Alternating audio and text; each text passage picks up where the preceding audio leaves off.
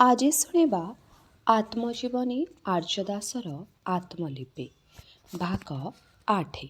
ଲେଖକ ଅକ୍ଷୟ ମହାନ୍ତି। ପରୀକ୍ଷା ପାଖେଇ ଆସୁଛି। ଖେଳାଖେଳିରେ ଆଉ ମନ ଦେବା ଉଚିତ ନୁହେଁ।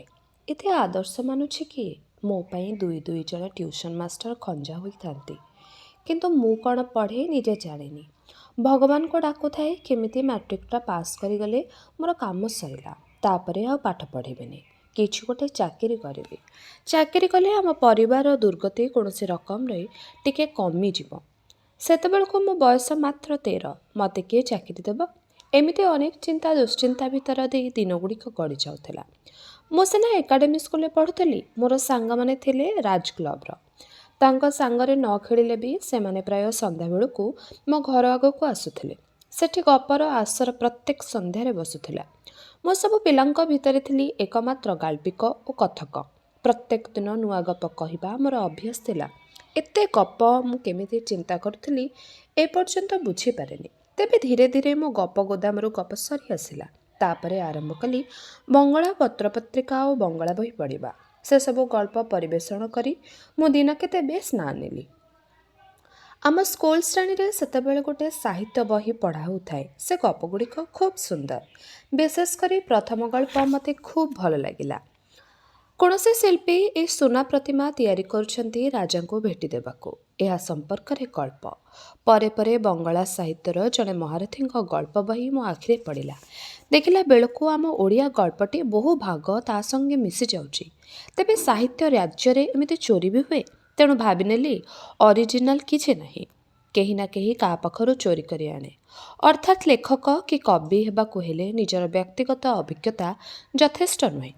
ଏହାପରେ ମୁଁ ଗପ କହିବା ପରିବର୍ତ୍ତେ ଗପ ଶୁଣିବାକୁ ଇଚ୍ଛା କଲି। ମୋ ସାଙ୍ଗମାନଙ୍କ ଭିତରୁ ଅଧିକାଂଶ ମୋ ପରି ଅଡ଼ୁଆ ଚରିତ୍ର ନଥିଲେ।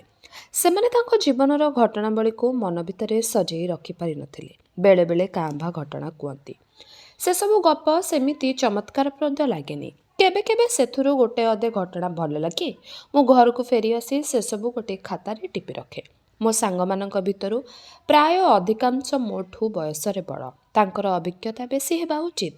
ତେବେ ତାଙ୍କ କଥାରୁ ଜଣାପଡ଼େନି ଯେ ସେମାନେ ଅଭିଜ୍ଞ। ସେମାନେ ତ ମୋଠୁ ଆହୁରି ପିଲା। ଏମିତି କାହିଁକି ହୁଏ? ସେ ଅଳ୍ପ ବୟସରେ ମୁଁ ସମୀକ୍ଷା କରି ଦେଖିଲି ସେମାନେ ଅନୁଭୂତିକୁ ସାଇତି ରଖିପାରନ୍ତି ନାହିଁ। ସେମାନେ ସୁଖୀ। ସେମାନେ କୌଣସି ଘଟଣା କି ଅନୁଭୂତିକୁ ନେଇ ଆତ୍ମ ଆଲୋଚନା କରନ୍ତି ନାହିଁ। କେବଳ ମୁଁ ଗୋଟିଏ ଘଟଣାକୁ ନେଇ ଖୁବ୍ ଚିନ୍ତା କରେ। ସେହି ସମୟରେ ଏକ ଅପ୍ରୀତିକର ଘଟଣା ମୁଁ କିପରି ଜଡ଼ିତ ହୋଇପଡ଼ିଥିଲି ସେ କଥା ହିଁ ଲେଖୁଛି। ରାଜ କ୍ଲବର ସାଙ୍ଗମାନଙ୍କ ଭିତରେ ଜଣେ ଗୌଡ଼ ପିଲା ଥିଲା। ସେ ପାଠ ପଢ଼ାପଢ଼ି ଖୁବ୍ କମ୍ କରିଥିଲା। ମାନେ ପଞ୍ଚମ ଶ୍ରେଣୀରେ 2 ଥର ଫେଲ୍ କରି ଶେଷରେ ଗାଈ ଚରାଇବା ଆରମ୍ଭ କରିଦେଲା। ସେତେବେଳେ କଟକର ଜିଲ୍ଲା ପଡ଼ିଆ ଏକ ବିସ୍ତୀର୍ଣ୍ଣ ପଡ଼ିଆ ଥିଲା। ସରକାରୀ କ୍ୱାର୍ଟର ଆଦୌ ତିଆରି ହୋଇନଥିଲା। କେବଳ ଦ୍ୱିତୀୟ ମହାଯୁଦ୍ଧ ପରେ ମିଲିଟାରୀ ଡାକ୍ତରଖାନା ପରବର୍ତ୍ତୀ କାଳରେ ଯାହା ସେକ୍ରେଟେରିଏଟ୍ ହୋଇଛି ସେଇଟା ହିଁ ଥିଲା।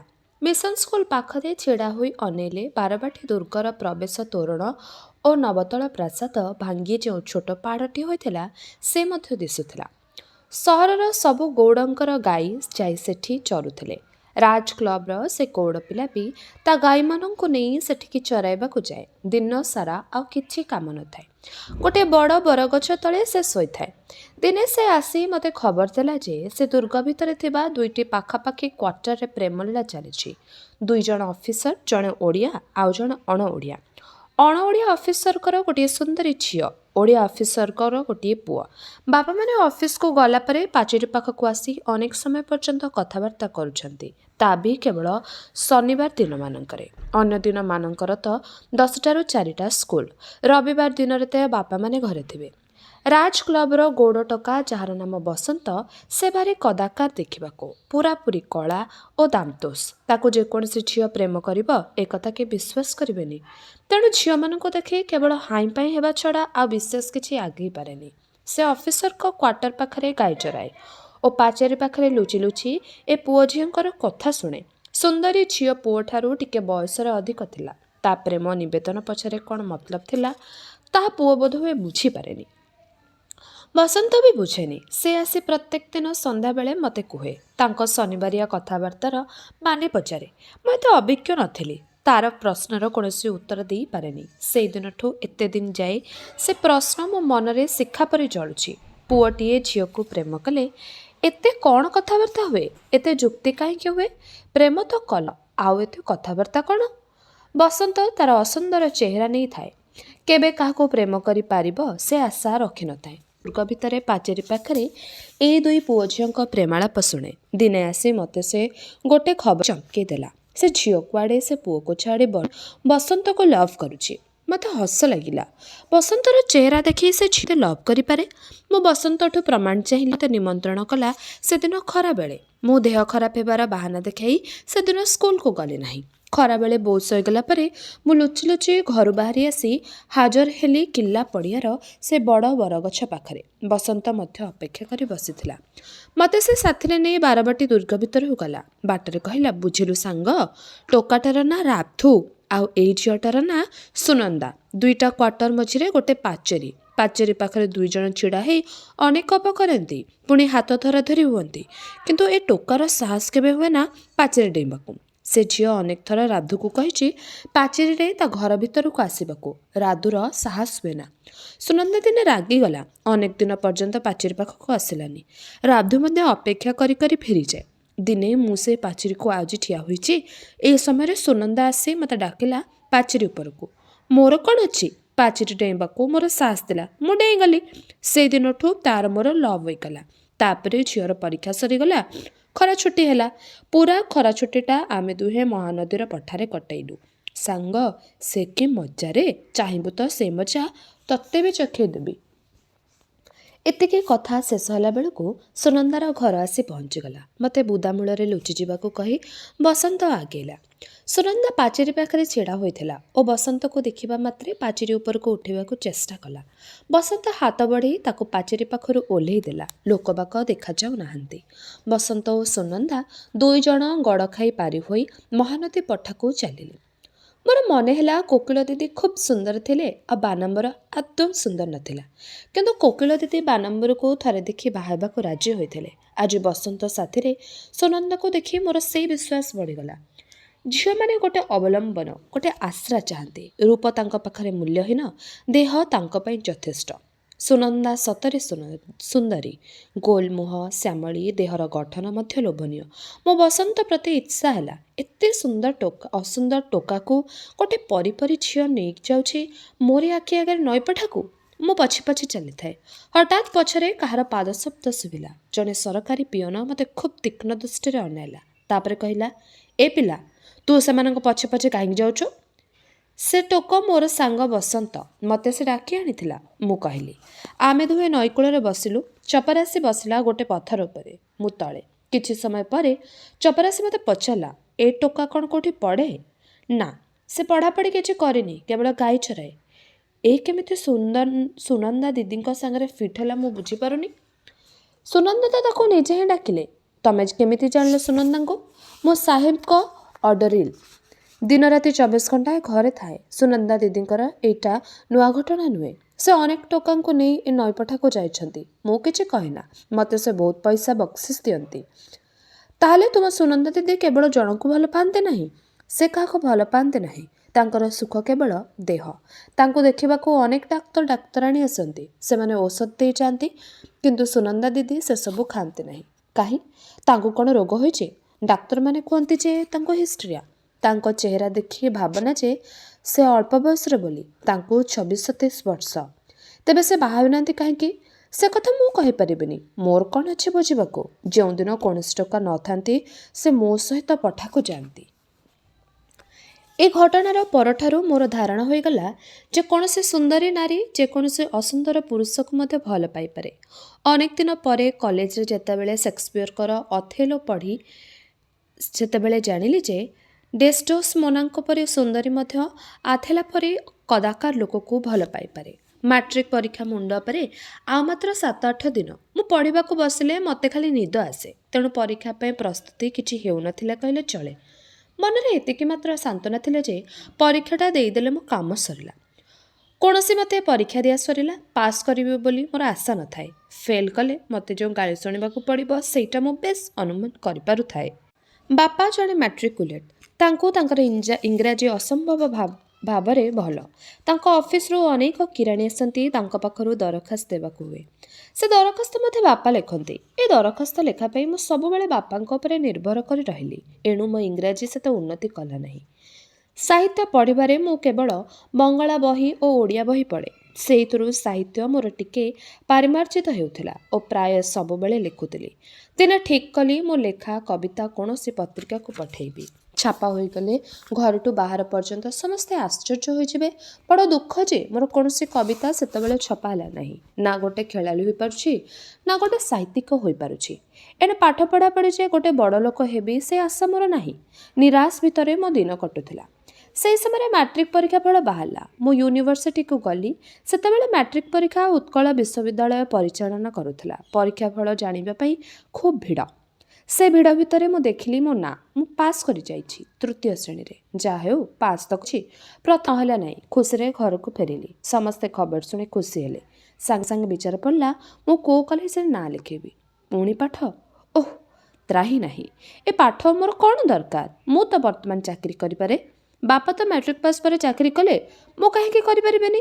ମୁଁ ଯୁକ୍ତିତର୍କ କଲାରୁ ବାପା ଆସି କହିଲେ ଯେ ମୁଁ ଏବେ ବି ନାବାଳକ, ମୋତେ ବିଏ ଯାଏ ପଢ଼ିବାକୁ ହେବ, ପାଠ ସରିଲେ ଚାକିରି। ବାପା କାହିଁକି ଏତେ ପଇସା ଶ୍ରାଦ୍ଧ କରୁଛନ୍ତି? ଠିକ୍ ହେଲା ଯେ ମୁଁ ଷ୍ଟୁଆର୍ଟସ୍ କଲେଜରେ ଆଇଏସ୍ସି ପଢ଼ିବି। କଲେଜରେ ଆଡ଼ମିସନ୍ ହୋଇନଥାଏ। ମୁଁ ଦାଣ୍ଡ ଦୁଆରେ ଛିଡ଼ା ହୋଇ ଗୀତ ଗାଉଥାଏ। ଏହି ସମୟରେ ମୋର ଜଣେ ସାଙ୍ଗ ଆସି ମୋତେ କହିଲା କ୍ୟାପିଟାଲ ସିନେମାରେ ଗୋଟେ ବଢ଼ିଆ ହିନ୍ଦୀ ଫିଲ୍ମ ପଡ଼ିଛି। ଫିଲ୍ମର ନାଁ ହେଲା ବୈଜୁ ବାୱାର। ମୁଁ କୌଣସି ମତେ ପଇସା ଯୋଗାଡ଼ କରି ସେ ସିନେମାଟି ଦେଖିବାକୁ ଗଲି। ସେଥିରୁ ଗୋଟେ ଦୃଶ୍ୟ ମୋତେ ଖୁବ୍ ଭଲ ଲାଗିଲା। ଠାକୁର ମୂର୍ତ୍ତି ଆଗରେ ହିରୋ ଗୀତ ଗାଉଛନ୍ତି, ଆଉ ଗୀତ ଶୁଣି ପଥର ବି ତରଳି ଯାଉଛି। ମୁଁ ଚିନ୍ତା କଲି ମୁଁ କାହିଁକି ସେମିତି ଗାଇପାରିବିନି।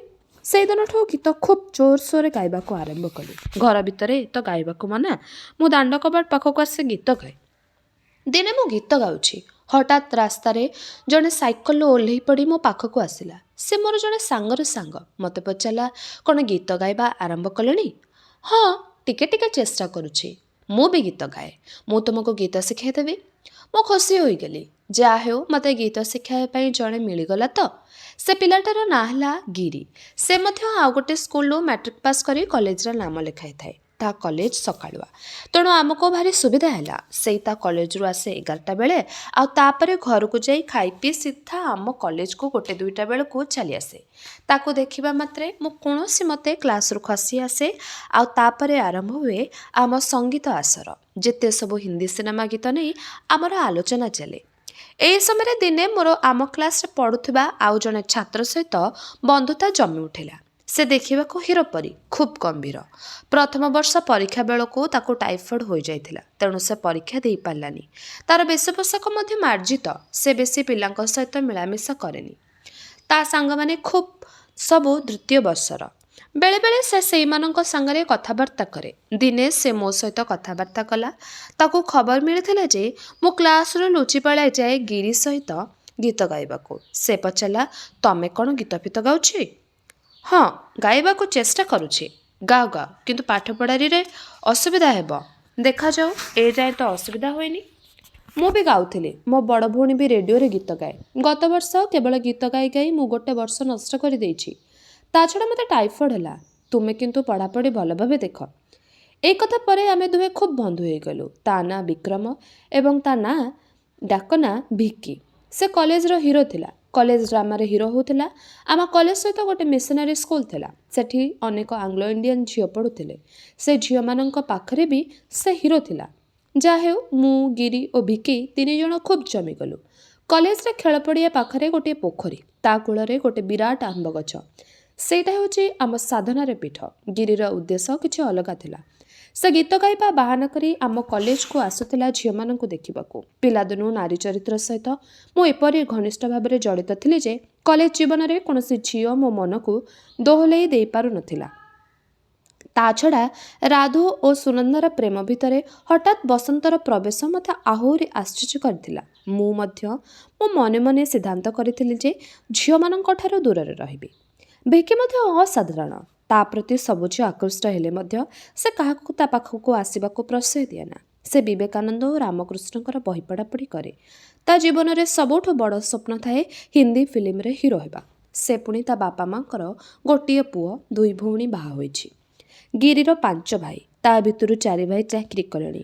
ଗିରି ତ ସାନ ଭାଇ, ତାର କୌଣସି ଚିନ୍ତା ନାହିଁ। ସେ କେବଳ ନିଜର ଚେହେରା ବାଗେଇ ବୁଲୁଥାଏ ଓ ଗୀତ ଗାଉଥାଏ।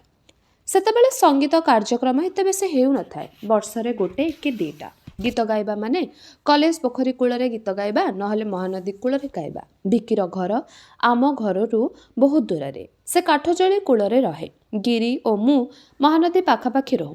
ତେଣୁ ସନ୍ଧ୍ୟା ସମୟରେ ମୁଁ ଗିରି ସାଙ୍ଗରେ ହିଁ ବୁଲାବୁଲି କରେ। ଦିନେ ଗିରି ପ୍ରସ୍ତାବ ଦେଲା ଯେ ଆମେ ସୁଜନ ଭାଇ ଘରକୁ ଯିବା। ସେଠି ସବୁ ସନ୍ଧ୍ୟାରେ ସଙ୍ଗୀତ ଆସର ହୁଏ। ସେଠି ଗୀତ ଶୁଣିବା ଓ ଗାଇବା।